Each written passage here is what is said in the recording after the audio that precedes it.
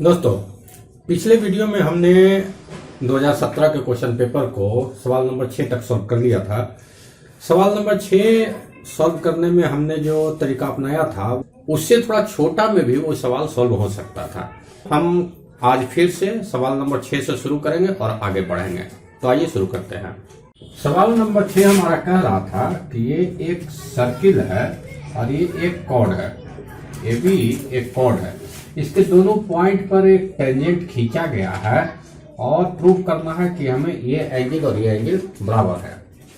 थोड़ा सा इसका कंस्ट्रक्शन में लिखेंगे कि इसको आगे हम बढ़ाएंगे और आगे बढ़ा के मान लिया कि एक पॉइंट पी पर कट करता है। अब ट्रायंगल PAB में चूंकि ये टेंजेंट का पार्ट हो गया तो एक पॉइंट से जो दो टेंजेंट खींचा जाता है दोनों बराबर होंगे, तो ये आइसोसेलेस ट्रायंगल हो गया। आइसोसेलेस ट्रायंगल हो गया तो ये दोनों जब बराबर हुए तो ये एंगल उसकी प्रॉपर्टी से बराबर हो जाएगी। ये लिख कर हम इस सवाल को सॉल्व कर देंगे और ये हमारा बहुत ही छोटे में पूरा का पूरा फिर। अब हम नेक्स्ट सवाल पर चलते हैं। हमारा अगला सवाल है कि एक लाइन PQ जो है एक्स एक्सिस और वाई एक्सिस को P पर और एक्स एक्सिस को Y पर काटती है। कोऑर्डिनेट का सवाल है और कहता है इस लाइन का मिड पॉइंट का कोऑर्डिनेट है 2-5। P और Q का कोऑर्डिनेट निकालना है हमारे पास। तो जानते हैं कि एक्स एक्सिस पर कोई कोऑर्डिनेट जो होता है उसका Y ऑर्डिनेट 0 होता है और Y एक्सिस पर कोई भी कोऑर्डिनेट होता है उसका X ऑर्डिनेट 0 होता है। Q का मान लिया कि ये X और 0 है और ये P का मान लिया कि Y और 0 और Y है। अब इसमें मिड पॉइंट थ्योरम अगर लगाएंगे तो मिड पॉइंट थ्योरम में क्या करता है कि ये पहला ऑर्डिनेट को पहला ऑर्डिनेट से जोड़ के 2 से डिवाइड करेंगे तो ये आ जाएगा, यानी कि बाई मिड पॉइंट थ्योरम आगे आपका 0 प्लस x बटा 2 बराबर 2। यहां से आगे आपका x बराबर 4। ये आ गया आपका पहला हमारे पास मिल गया 4। और उसी तरीका से दूसरा ऑर्डिनेट को लेकर चलेंगे तो y प्लस 0 बटा 2 बराबर -5, यानी कि y बराबर हो गया -10। y का हो गया -10, यानी y एक्सिस तो इधर नहीं होगा। एक्चुअली हमारा लाइन इस तरीके से कटेगा, लेकिन हमें पहले तो पता था नहीं कि किधर जाएगा, इसलिए ड्राइंग में सुधार कुछ नहीं करना है। y हो गया ये हो गया -10, यानी हमारे पास P का ऑर्डिनेट हो गया 0 -10 और Q का ऑर्डिनेट हो गया 4 0। ये हमारा सॉल्यूशन है एकदम शॉर्ट में। वैसे यह सवाल जो हम लोगों ने बनाया इसमें जो ये फिगर हमने बनाया था ये सिर्फ समझने के लिए बनाया था। इस सवाल में फिगर जो है इसेंशियल नहीं है। आप सीधा लिख सकते हैं कि P का ऑर्डिनेट जो है 0y है, Q का ऑर्डिनेट x और 0 है और मिड पॉइंट थ्योरम को लगा के इसको सॉल्व कर सकते हैं। फिगर बनाने की जरूरत नहीं है इसमें। हमारा अगला सवाल जो 8 नंबर सवाल है यह कोऑर्डिनेट के डिस्टेंस फॉर्मूले के चैप्टर से है, जिसमें हम दो पॉइंटों के बीच की दूरी निकालते हैं।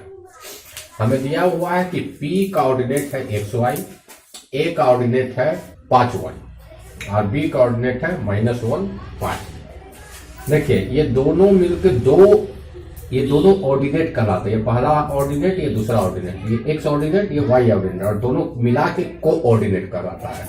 ये हमारा दिया हुआ है और साथ ही दिया हुआ PA बराबर PB। तो PA बराबर PB दिया हुआ है तो इसको जो है हम इसमें डिस्टेंस फॉर्मूला लगाएंगे। PA का मतलब ये दोनों का मतलब हुआ x -5 का होल स्क्वायर और प्लस यहाँ से y -1 का होल स्क्वायर और इसका हो जाएगा √। तो और दूसरा PB का मतलब ये दोनों हुआ, तो ये करेंगे तो x + 1 का होल स्क्वायर और प्लस y -5 का होल स्क्वायर। इस पर भी √, रहेगा तो यही हम स्क्वायर कर दे रहे हैं। यहाँ इसके अगला स्टेप ये ले लिए P² PB², ये आपको हो गया। अब इसको सॉल्यूशन करेंगे और सॉल्व करके x का वैल्यू निकाल लेना, x और y में रिलेशन निकाल लेना और कुछ नहीं करना। इसको सॉल्व करेंगे तो हो जाएगा x² -10x और +25 प्लस वाई स्क्वायर और माइनस 2y प्लस 1 और राइट साइड में हो जाएगा हमारा x square plus 2x plus 1 और प्लस वाई स्क्वायर माइनस 5 दूनी 10y और प्लस 25। ये हमारा लेफ्ट साइड है और ये हमारा राइट साइड है। तो इसमें जो जो मिल रहा है उसको काट देंगे। एक्स स्क्वायर कट गया, वाई स्क्वायर कट गया, इसके बाद 25 और 25 कट गया, इसके बाद और कुछ नहीं मिल रहा है। तो बचा हुआ हिस्सा हम लिख लेंगे। तो बचा हुआ हिस्सा हमारे पास क्या बचा, -10x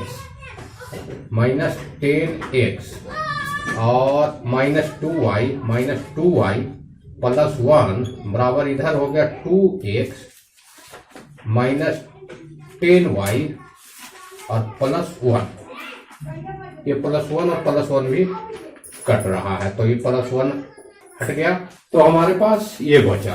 अब हमारे पास जो है x इधर नेगेटिव है इधर पॉजिटिव है, इसको इस तरफ ले जाएंगे तो ये उधर जाके पॉजिटिव हो जाएगा। तो 2x उधर से पहले से है और ये जाएगा तो 10x हो जाएगा और ये 10y को इधर लाएंगे तो 10y इधर आएगा तो 10y और माइनस 2y ये हो गया। अब इसको यहां पर सॉल्व कर लेते हैं।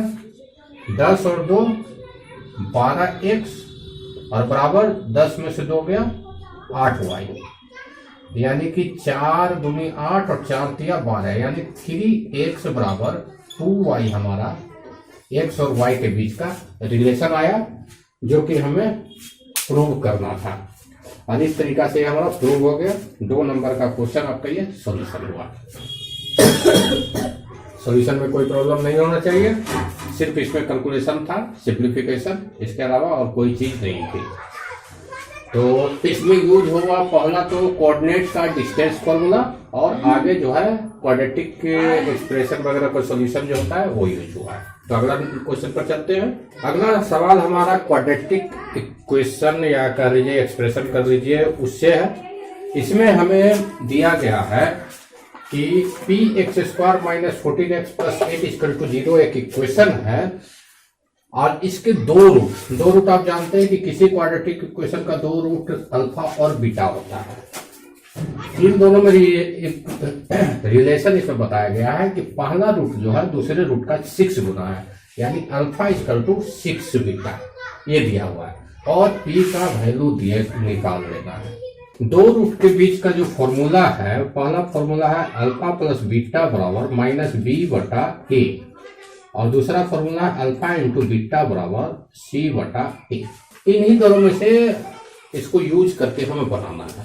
पहला से हम लोग चलते हैं तो यहां लिखेंगे क्योंकि alpha plus beta = -b/a implies alpha बराबर 6 बीटा है, यहाँ लिख दिया 6 बीटा और प्लस बीटा माइनस बी का मतलब हो गया -14 और बटा a का मतलब हो गया p। तो यहां से हो गया 6 बीटा और बीटा हो गया 7 बीटा बराबर हो गया इधर 14/p, 7 दूनी 14 हो गया, यानी कि बीटा का वैल्यू आ गया 2/p। अब दूसरे वाले इक्वेशन को लेते हैं। दूसरा इक्वेशन हमारा है अल्फा इंटू बीटा बराबर c/a। अल्फा का वैल्यू है 6 बीटा, ये हो गया 6 बीटा इंटू बीटा बराबर c का वैल्यू है 8 और a का वैल्यू है p। तो ये हो गया 6 गुने, अब बीटा का वैल्यू फिर यहां से रख लीजिए 2/p, 2/p गुना 2/p बराबर 8/p। एक p कैंसिल हो गया, 2 दूनी 4, 2 दूनी 8 हो गया और 2 तिया 6 हो गया, यानी कि p = आ गया 3। ये आपका आंसर आ गया। यानी पहले इक्वेशन से हमने बीटा का वैल्यू निकाला और दूसरे इक्वेशन में मैंने सेट कर दिया, सारा सॉल्यूशन निकल गया। 9 नंबर भी हो गया। ये भी आपका 2 मार्क्स था, लेकिन ये थोड़ा सा लंबा था और इतने लंबा में अगर मान लिया कि आपका 4 मार्क्स का रहा है, 3 मार्क्स का रहा है तो उसको बनाना ज्यादा बेहतर है, लेकिन ये इजी था, इसमें कोई टफ चीज नहीं था। अब हम अगले सवाल 10 पर चलते हैं। यहाँ हमारा कह रहा है an of first AP equal to a n of second AP. दोनों का nth टर्म जो है बराबर है और हमारे पास एन का क्या फॉर्मूला होता है, A plus N minus one into D होता है, ये हमारा फॉर्मूला होता है। तो देखिए पहला का ए एन क्या होगा, ए प्लस ए 63 है यानी 63 प्लस एन माइनस वन और डी इसका क्या है 63 2 65 दो दो बढ़ रहा है यानी इसका डी जो है 2 है। दूसरा का एन का पहला है 3 plus N minus one into इसका डी कितना 3 में 7 जोड़ा गया है यानी ये 7 बढ़ रहा है। अब इसको केवल सॉल्व कर देंगे, तो सॉल्व करेंगे हम तो हमारा हो गया 3 को ले आते हैं लेफ्ट साइड तो ये हो गया 60 और प्लस ये 2 से गुना किए तो 2n माइनस 2 इसका 2 इधर हो गया 7n माइनस 7। n को हम राइट साइड लेते जाते हैं तो राइट साइड ले जाएंगे तो हो गया 7n minus 2n right side हो गया, इसको लेफ्ट साइड ले आते हैं तो यहाँ 60 में से 2 गया, ये हमारा 58 लेफ्ट साइड पहले से बचा हुआ और प्लस उधर से आ गया 7, ये घटाएंगे तो ये हो गया 5n और ये हो गया 8 7 15 65 यानी कि n का वैल्यू आ गया 5 कहेंगे 5 और 5 15, n का वैल्यू हमारे पास आ गया 13 यानी इन दोनों एपी का 13th टर्म जो है बराबर होगा। यहाँ पर हमारा सेक्शन बी कंप्लीट हो गया यानी 2 नंबर के क्वेश्चंस कंप्लीट हो गए। अब इसके बाद आते हैं सेक्शन सी पर जिसमें 3 मार्क्स के 10 क्वेश्चन हैं। इसकी भी लेंथ वही रहेगी करीब जो 2 मार्क्स की आपकी थी, लेकिन इसमें 3 मार्क्स आपका मिलेगा। तो आते हैं सेक्शन सी का पहला सवाल पे। हमारा 11 नंबर जो क्वेश्चन है हाइट एंड डिस्टेंस का है और 3 नंबर का है तो थोड़ा सा डिटेल तो आपको करना ही पड़ेगा। इसमें कह रहा है ए बी जो है एक टावर है, हम लिखेंगे कि let A B is tower let और बी डी उसके फुट से एक लाइन पास हो रहा है जिसमें 2 पॉइंट है, एक सी है एक डी है। दिया गया है कि बी से सी का डिस्टेंस जो है 4 मीटर है और बी से डी का डिस्टेंस जो है 16 मीटर है, ये दिया हुआ है। साथ ही दिया गया है कि ये दोनों एंगल ऑफ एलिवेशन जो है कंप्लीमेंट्री है। कंप्लीमेंट्री का मतलब हुआ कि इन दोनों को अगर सम करेंगे तो 90 डिग्री बनेगा। तो अगर मान लीजिए पहला एंगल को थीटा मान लेते हैं तो दूसरा एंगल ऑटोमेटिकली 90 माइनस थीटा हो जाएगा, कि दोनों को जोड़ने पर 90 तभी आएगा। थीटा प्लस 90 माइनस थीटा करेंगे तो थीटा थीटा कैंसिल होगा, 90 डिग्री हो जाएगा। तो यहाँ ये लिखेंगे बकायदा कि let the angle of elevation at point C of the tower is theta. So according to the question the angle of elevation of the tower at point D is 90 minus theta। और फिर अब आ जाते हैं triangle ABC। Now in triangle ABC में देखिए हमारे पास ये दिया हुआ है और ये निकालना है। The tower of height h को भी हम मान लिए कि इसका टावर का हाइट जो है h हमारे पास है, तो ये निकालना है, ये दिया हुआ है। थीटा के लिए ये हो गया P और ये हो गया B। तो P और B में रिलेशन होता है tan का, यानी कि हमारे पास दिया हुआ है tan थीटा इक्वल टू आ जाएगा आपका AB बटा BC। शॉर्टकट करने की जरूरत नहीं है क्योंकि 3 नंबर में से आपको कट जाएगा, दिक्कत हो जाएगा। तो ये हो गया tan theta equal to Hy/4। ये इसको मान लेंगे इक्वेशन नंबर 1। अब इसके आगे बढ़ाते हैं। अब आते हैं हम ट्रायंगल, इस बड़े वाले ट्रायंगल पे। नाउ इन ट्रायंगल ABD में बड़े में, उसमें भी ये जो है नीचे बेस है और ऊपर P है, तो PB में tan का रिलेशन लगेगा। लेकिन यहाँ कंप्लीमेंट्री जो दिया हुआ है तो कंप्लीमेंट्री में अगर tan लगाते हैं तो थोड़ा सा कैलकुलेशन लंबा हो जाएगा, तो कंप्लीमेंट्री वाला फॉर्मूला भी इसमें यूज कर लेना है। जो tan 90 माइनस थीटा बराबर cot theta, sin 90 minus theta cos theta, ये इस तरीका से होता है। तो 90 माइनस तो यहाँ हम cot लगाएंगे, cot 90 minus theta equal to हो जाएगा पहले BD और ऊपर हो जाएगा AB कम्प्लीमेंट्री का। तो cos 90 माइनस थीटा हो जाएगा आपका tan थीटा, और ये हो गया 16 और बटा h, ये आगे फॉर्मूला से।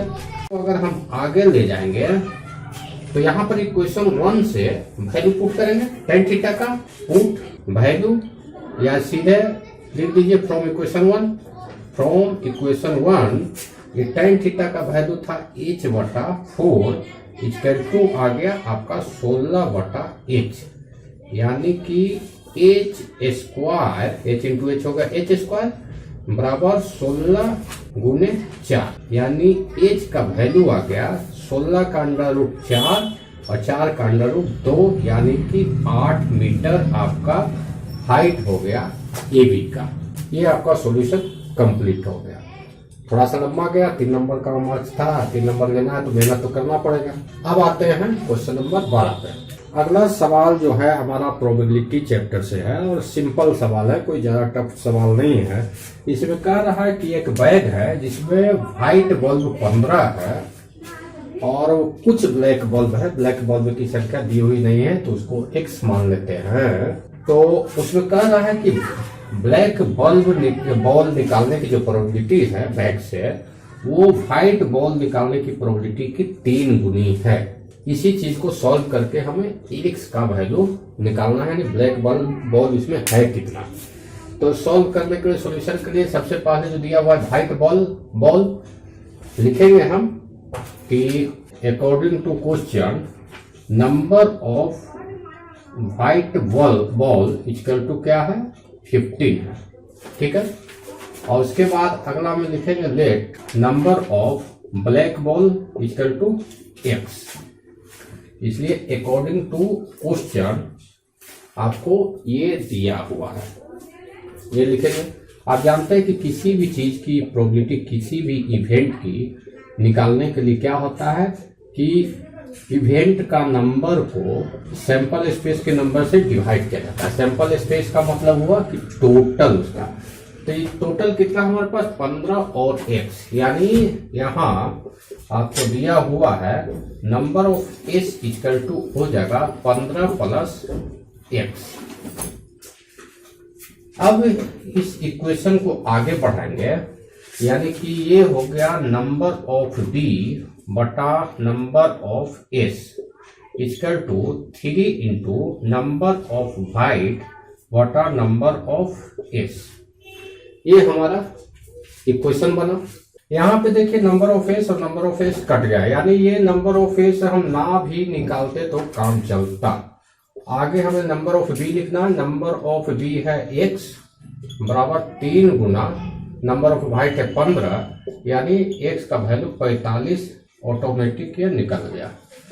नंबर ऑफ एस निकालने की जरूरत ही नहीं थी और इसमें ज्यादा कैलकुलेट करने की भी जरूरत नहीं है, बहुत ही आसानी से निकल गया। यानी कि जो 2 नंबर का क्वेश्चन हम लोगों ने बनाया था जितना लंबा, उससे बहुत ही छोटा में आपने 3 नंबर अचीव कर लिया। तो इसीलिए मैं कहता हूं कि पहले हायर नंबर को पकड़िए, कम मेहनत में आपको ज्यादा मार्क्स आएगा। इस तरीका के हर एक एग्जाम में होते हैं कि ज्यादा मार्क्स वाला में बहुत से ऐसे क्वेश्चन रहते हैं जो बहुत इजी रहते हैं, बहुत आसानी से बन जाते हैं। आप छोटे मार्क्स वालों को बनाने के चक्कर में बड़े मार्क्स छोड़ देते हैं और नंबर कम आता है, इसलिए इस चीज को परीक्षा में हमेशा ध्यान देना है। अगले पर बढ़ते हैं। ये हमारा सवाल फिगर दिया हुआ है और फिगर से ही लग रहा है कि थोड़ा सा ये कॉम्प्लिकेटेड जाएगा, तो अगर जल्दबाजी में आप हों तो इस तरह के सवालों को अंतिम में बनाने के लिए छोड़ दिया करें, क्योंकि एग्जाम में अगर कभी आपको टफ सवाल मिलते हैं और बीच में आप उलझ गए तो दिमाग को डिस्टर्ब कर देता है और इसके बाद जो आपको इजी सवाल है वो भी बनने बंद हो जाते हैं। इसलिए हमेशा कोशिश करें कि इजी सवालों को पहले आराम से जल्दी जल्दी बना लें और उसके बाद फिर थोड़े टफ सवालों को पकड़े, क्योंकि एक बार दिमाग आपका डिस्टर्ब हो गया, खासकर मैथमेटिक्स, फिजिक्स, केमिस्ट्री, इन चीज़ों में। फिजिक्स केमिस्ट्री फिर भी तो थ्योरी का है, उसमें न्यूमेरिकल आपको बहुत कम आएगा, लेकिन मैथमेटिक्स में अगर हो गया तो आपको आगे के कोई सवाल नहीं बनेंगे। सारे सवाल या तो कैलकुलेशन आप गलत कर दीजिएगा या आपको प्रोसेस गलत हो जाएगा। इसलिए जिसमें भी आपको शंका लगे कि ये दिक्कत हो सकता है, उसको छोड़ के आगे बढ़ जाइए। कभी ये नहीं एग्जाम में रहता है कि आपको सीक्वेंस वाइज ही सवालों को सॉल्व करना, कि एक के बाद दो, दो के बाद तीन, तीन के बाद चार, ऐसा नहीं है। एक के बाद 15 बना के फिर 10 पे आ सकते हैं, फिर 5 पे जा सकते हैं, कैसे भी बना सकते हैं, वो आपकी मर्जी है। आपको जैसे जैसे इजी पड़े, इजी सवाल पहले सॉल्व करना है। मोदी जी की तरह नहीं जो कहते कठिन सवाल पहले सॉल्व करना। कठिन सवाल में जाइएगा, फंस जाइएगा और टोटल का टोटल पेपर बर्बाद हो जाएगा। इजी सवाल पहले सॉल्व किया जाता है। तो इसमें आपको दिया हुआ है कि 3 सर्किल्स है। सबसे पहला सर्किल सेमी सर्किल जो है ये बड़ा वाला, इसका रेडियस जो है, रेडियस को स्मॉल से डिनोट करते हैं, बड़े से डिनोट करने की कोशिश ना ही करें तो ठीक है। पहला का रेडियस आपको है 4.5 सेंटीमीटर, ये है सबसे बड़े का रेडियस। फिर जो दूसरा जो बड़ा सर्किल है ये वाला, उसका डायमीटर है आपको 4.5, तो रेडियस हो गया 4.5/2। और तीसरा सर्किल जो है छोटा छोटा, उसको R3 मान लेते हैं। ये सब छोटा छोटा 3 गो सर्किल है, 1 2 3 सेमी सर्किल, सब सेमी सर्किल, सर्किल बड़ा सिर्फ एक है। इसका डायमीटर है 3, तो रेडियस हो गया 3/2। ये बकायदा आपको लिखना है कि let the radius of largest circle is 4.5, जो कि गिवन है। Radius of second circle R2 is 4.5/2 और radius of third smallest circle R3 और R3/2। ये हमने लिख लिया। सब सेंटीमीटर में है, कोई मीटर या मिलीमीटर में नहीं है, सारा का सारा सेंटीमीटर में है। अब आपको शेडेड एरिया का, शेडेड पोर्शन का एरिया निकालना है। एकदम आराम से चलिएगा, इसमें मिस्टेक किए जहां गया। Area of shaded portion equal to, देखिए सबसे पहले हम चलते ये पूरा का पूरा सेमी सर्किल ले लेते, पूरा का पूरा।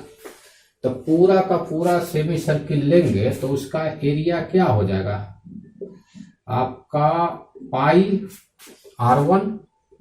R1 का स्क्वायर और बट्टा 2। पाई R स्क्वायर जो है फुल सर्किल का होता है, तो सेमी सर्किल का बटा 2 से डिवाइड कर दिए। ये हो गया इस पूरा का। पूरा में से ये छोटा, ये सर्किल कटा हुआ है, ये एक सर्किल कटा हुआ है R2 का, तो इसको घटा लगा है, यानी -पाई R2 का स्क्वायर बटा 2 इसमें नहीं होगा। देखिए ये पूरा सर्किल है तो इसमें बटा 2 नहीं करेंगे, पाई R2 का स्क्वायर। ये हम कटा हुआ था, उसको काट दिया। अब इसमें से 2 सर्किल और छोटा वाला कटा हुआ है, यानी इसमें से फिर माइनस करेंगे। ये भी सेमी सर्किल है, यानी पाई R3 का स्क्वायर बटा 2 हो गया सेमी सर्किल का, और ये 2 गो है तो इंटू 2 से गुना कर दिए। ये दोनों का हम लिखे हैं, ये दोनों कटा हुआ है। और ये एक जुटा हुआ भी है, ये भी वही 3/2 वाला ही है, तो इसको एक जोड़ भी देंगे, पाई R3 का स्क्वायर बटा 2, एक जुट गया, 2 काटे और 1 जोड़े। ये लिखने में बहुत ही सावधानी रखिएगा, ये अगर मिस्टेक हुआ आपका गया। तो ये हमने लिख लिया। सबसे पहले क्या लिखा, इस हाफ सेमी सर्किल का एरिया हमने निकाला, पाई R1 स्क्वायर बटा 2।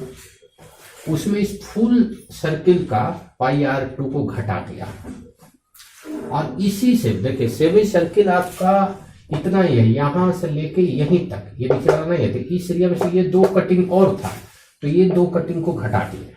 2 इंटू पाई R3 का स्क्वायर बटा 2, और एक जुटा हुआ था तो उसको हमने जोड़ दिया। अब इसको ऐसे ही थोड़ा सा सॉल्व और करके सिंप्लीफाई कर लेते हैं। तो ये देखिए पहला हो गया पाई R1 स्क्वायर बटा 2, ये फर्स्ट हो गया, और माइनस पाई R2 स्क्वायर। और यहाँ देखिए ये 2 गो है और ये 1 गो है, ये माइनस है, मतलब 2 में से 1 कम कर देना है, यानी माइनस में 1 ही बचेगा हमारे पास। पाई R3 का स्क्वायर बटा 2, ये हमारा स्टेट आ गया। अब इसको सोल्व हमें करना है, तो सोल्व करने के लिए आराम से इसको आगे बढ़ाएंगे। इसको थोड़ा इधर से मिटा लेते हैं। वैल्यू पुट करके कैलकुलेशन करना है, लेकिन π/2 सब में है तो कॉमन हम कर लेते हैं π/2 को। π/2 को हमने कॉमन कर लिया, तो यहाँ हो गया R1 का स्क्वायर, यहाँ बच जाएगा 2R2, 2R2 का स्क्वायर, और यहाँ बच जाएगा माइनस R3 का स्क्वायर। ये हो गया। अब इसमें आराम से हम वैल्यू दे देते हैं, लेकिन ये वैल्यू वाला तो हमने डिलीट कर दिया, पीछे वीडियो में देख लीजिएगा जो लिखा हुआ है। पाई का वैल्यू हो गया 22/7, और गुने 2 है बचा हुआ 2 लिख दिए। R1 आया था आपको 4.5 का स्क्वायर माइनस 2 गुना R2 आपका था 4.5/2, यानी 4.5/2 गुने 4.5/2 R2 हो गया, ये हो गया। और माइनस 3 था 3/2 इसका स्क्वायर। अब इसको हम लोग सॉल्व करेंगे और सॉल्व करके इसका सॉल्यूशन निकालेंगे। तो ये सॉल्यूशन कैलकुलेशन काफी लंबा जाने वाला है, और इसको कैलकुलेट करने के लिए अगर हम पॉइंट को हटा दें तो काफी आसानी से कैलकुलेट हो जाएगा। हटा देते हैं, पहले जो कट रहा है काट देते हैं, 1 से 1 कट गया, उसके बाद हम आगे कैलकुलेट करते हैं। ये बच गया है 22/7 गुने 2, ये 4.5 है, इसको लिख सकते हैं 45/10 गुने 45/10। ठीक है, इसको स्ट्रेट ले जाते हैं, इधर वाला हम मिटा लेते हैं पहले ताकि लिखने में आसानी हो।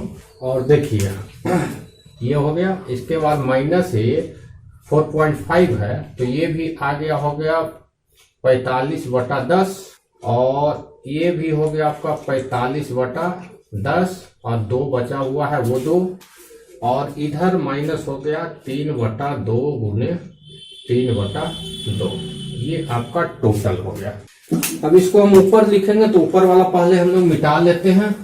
इस तरीका से स्टेप बाय स्टेप कैलकुलेशन कीजिएगा तो कभी आपकी गलती नहीं होगी। तो देखिए हमारे पास बच गया है यहाँ तो 22/7 पहले से हमारा है, और ब्रैकेट के बाद इसको सॉल्व करते हैं। 5 से 9 बार में कटेगा, और 5 से 2 बार कटेगा, 5 से 9 बार में कटेगा, 5 से 2 बार में कटेगा, यानी ये हो गया 9 गुने 9/2 गुने 2, 9 गुने 9/2 गुने 2। फिर माइनस में इसमें भी वही करेंगे, 9 और 2, 9 और 2, तो ये हो गया माइनस 9/2 गुने 9/2 गुने 2, और इधर माइनस में फिर से हो जाएगा 3 तिया 9/4, ये हमारा बच गया है। अब इसको हम लोग सॉल्व कर लेते हैं। अभी भी सॉल्व करने के लिए हम लोग 9/4 को बाहर निकाल सकते हैं, पूरा का पूरा में है, तो आ जाएगा हमारा 22/7 गुने 2 गुने 9/4 हमारा बाहर आ गया, तो यहाँ बच गया केवल 9, एक 9 और एक 4 ये निकल गया, और माइनस यहाँ से ये 9/4 निकल गया, तो 9/2, और यहां से पूरा 9/4 निकल गया, तो 1। यहाँ पे आपका 11 दूनी 22 और 2 दूनी 4, ये कैंसिल हो चुका है, तो हमारे पास बच गया 11 गुने 9/7 गुने 4, और इधर हमारे पास एलसीएम हो जाएगा 2, और हो जाएगा ये 9 दूनी 18 माइनस 9 और माइनस 2। अब इसको सॉल्व अगर हम करेंगे तो आ गया 11 गुने 9/7 गुने 4, और गुने 9 और 2 11 और 7 18, ये बच गया ऊपर 7 और नीचे आ गया 2, 7 और 7 कट गया। अब बच गया आपका 11 नमा 99 और 4 दूनी 8, पूर्णांक में हो गया 8 के में 8 और 8 दूनी 16, 3/8, ये आपका आंसर आया एरिया में, यानी स्क्वायर सेंटीमीटर, ये आंसर है। ये आपका आंसर हो गया 12.3/8 स्क्वायर सेंटीमीटर। इसको पॉइंट में बदलना चाहे पॉइंट में बदल सकते हैं, ऐसे छोड़ना चाहे ऐसे छोड़ सकते हैं। पॉइंट में बदलने लगेगा थोड़ा सा और कुछ टाइम खाएगा, आपका टाइम बचाना है एग्जाम में, तो चक्कर में मत पड़िए, पूर्णांक में छोड़ दीजिए। ये हमारा 14 नंबर जो सवाल है वो लाइन सेगमेंट का है। लाइन को जो दो भाग में कट करता है इंटरनली या एक्सटर्नली कोऑर्डिनेट में, उस चैप्टर का सवाल है। इस चैप्टर के जो भी सवाल होते हैं लंबे हो सकते हैं, लेकिन इसमें कोई ट्रिक वगैरह नहीं होता है, और ना ही जैसे पिछला सवाल जो एरिया वाला में रहे उसमें गलती उल्टी होने की संभावना रहती है कि ये छूट गया वो छूट गया। इसमें केवल कैलकुलेशन रहता है जो आपको पेशेंस के साथ करना है। तो इसमें कह रहा है कि एक PQ लाइन है, PQ एक लाइन है, P का कोऑर्डिनेट जो है 2 - 2 है और Q का कोऑर्डिनेट है 3 और 7 है। तो कहता है कि ये पॉइंट ये है, इसको मान लिया कोई भी पॉइंट ले लेते हैं, मान लिया A ही पॉइंट है। इसका कोऑर्डिनेट जो है X कोऑर्डिनेट दिया हुआ है 24/11 और Y कोऑर्डिनेट नहीं दिया हुआ है। बोल रहा है ये किस रेशियो में इसको डिवाइड कर रहा है, ये निकाल रहा है, और उसके बाद y का वैल्यू भी निकाल रहा है। तो रेशियो निकालने के लिए आपको कोई एक कोऑर्डिनेट की जरूरत होती है, या तो x कोऑर्डिनेट या y कोऑर्डिनेट। तो x कोऑर्डिनेट हमारा दिया हुआ है तो y की जरूरत नहीं है, अगर y दिया रहता तो x की जरूरत नहीं पड़ती। तो इस तरह के सॉल्यूशन के लिए सबसे पहले मान लेते हैं let the point A divide the line in the ratio m/n। m/n भी मान सकते हैं, कुछ लोग जो है k:1 भी देते हैं, k/1 सॉल्यूशन में आसानी के लिए।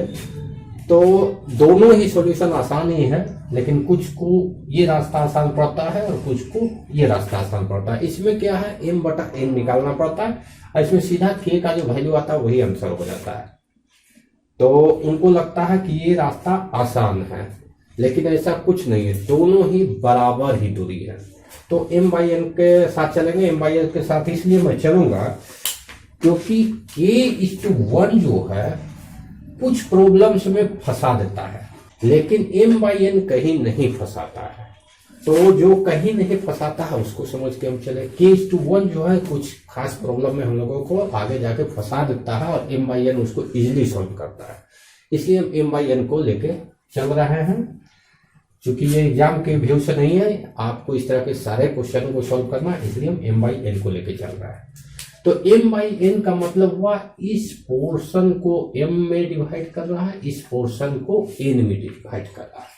तो कोऑर्डिनेट निकालने के लिए क्या होता है कि इसको जो है सबसे पहले इससे गुना करते हैं और उसको जोड़ देते हैं इसको इससे गुना करके। तो अगर x ऑर्डिनेट को निकाल रहे हैं तो m को x ऑर्डिनेट से और n को भी x ऑर्डिनेट से गुणा करेंगे। अगर y वाला निकाल रहे हैं तो m को y ऑर्डिनेट से, फिर n को y ऑर्डिनेट से, और तब जोड़ेंगे। तो यहां पर हम x का दिया हुआ है तो x को निकालेंगे, तो यहां पर लिखेंगे, इसलिए x ऑर्डिनेट हमारा 24/11 है, 24/11 ये x ऑर्डिनेट। यहां हम x ले रहे हैं तो सिर्फ x वाले पर ध्यान दीजिएगा, यहां भी x वाले पे, यहां भी x वाले पे। y को बिल्कुल सोचना नहीं है कि y हमारा दिया हुआ है। तो सबसे पहले वाले को इस पहले वाले से गुना करते हैं, मतलब यहां से लेफ्ट साइड को राइट से गुना करना, राइट साइड को लेफ्ट से गुना करना। तो m को गुना करेंगे तो 3 से, तो ये हो गया 3m, और इसमें जोड़ देना है इसको, n को गुना करेंगे 2 से तो 2n, और बटा में यहां कर देना है m + n। यही फॉर्मूला है। ये इंटरनली डिवीजन वाला है, एक्सटर्नली में यहाँ माइनस होता है, तो ये क्वेश्चन इंटरनली का है, इसलिए इंटरनली वाला ही फॉर्मूला लगाए हैं, माइनस वाला। एक्सटर्नली वाला में ये दोनों जगह माइनस हो जाता है। ये हमारा इक्वेशन बन गया।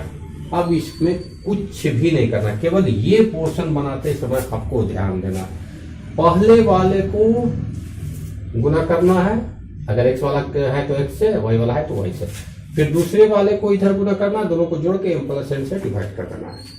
अब इसको सॉल्व करेंगे तो 24 को यहां से करेंगे तो 24m + 24n, और इधर से गुना करेंगे तो 11 तिया 33 m और प्लस 11 दूनी 22 n, ये हमारा हो गया। अब m वाला एक तरफ ले लीजिए और n वाला एक तरफ ले लीजिए। तो m वाला हमारा 24 m इधर है, तो 24 m पहले से है और इधर से 33 आ जाएगा तो माइनस 33 m और हो जाएगा। और राइट साइड आपका 22 n पहले से है, n थोड़ा ठीक से लिख देना है, और इधर से 24 जाएगा तो माइनस 24 n उधर आ जाएगा। तो ये आ गया, घटाएंगे तो 24 और 36 और 3 यानी माइनस 9m, और इधर आ जाएगा 24 माइनस 2n, माइनस और माइनस कट गया, ठीक है। तो अब n को इधर ले आएंगे तो पड़ जाएगा m इधर था और n नीचे आ जाएगा, और 9 को उधर ले जाएंगे 2/9। यहां पर इस चीज को याद रखिएगा कि m और n लेफ्ट राइट लाने के बाद m को रखना, n को नीचे ले आना, इधर से अंक को उधर ले जाना है, यानी हमारा रेशियो मिल गया 2/9। यहीं पर अगर वो k:1 वाला आप लेते हैं तो यहाँ सीधे k का वैल्यू मिल जाता है, बस यही है। यहाँ कैलकुलेशन वगैरह सब ऐसे ही होगा, केवल यहाँ पे सीधा k का वैल्यू मिल जाएगा। तो यहाँ पर जो है हमारा m/n आ गया 2/9, यानी ये लाइन जो है, ये पॉइंट जो है इस लाइन को 2/9 के रेशियो में कट करता है। ये हो गया फर्स्ट पार्ट का आंसर, जिसे इसके नीचे लिखेंगे कि show the point A cut the line segment PQ इन 2:9, ये इसके नीचे लिखा जाएगा। लिखने के बाद आगे चलते हैं। हमारा m/n बराबर आ गया 2/9, यानी कि यहां से कंपेयर करें तो m का वैल्यू 2, n का वैल्यू 9, यानी ये हमारा 2 आया है और ये हमारा 9 आया है। अब हम दूसरे वाले पार्ट पे चलते हैं। दूसरा पार्ट हमारा क्वेश्चन कह रहा था y का वैल्यू निकालना। तो जैसे हम पहले पार्ट पे चले थे, नाउ y इक्वल टू क्या होगा, सेकेंड ऑर्डिनेट हम लोग निकाल रहे हैं। तो ये फर्स्ट ऑर्डिनेट को हम लोग लिए थे जो, अब फर्स्ट को भूल जाएंगे और सेकेंड को ध्यान में रखेंगे, बस सेकेंड को। तो क्या करेंगे, m को पहले गुना करेंगे 7 से, तो ये हो गया 7m।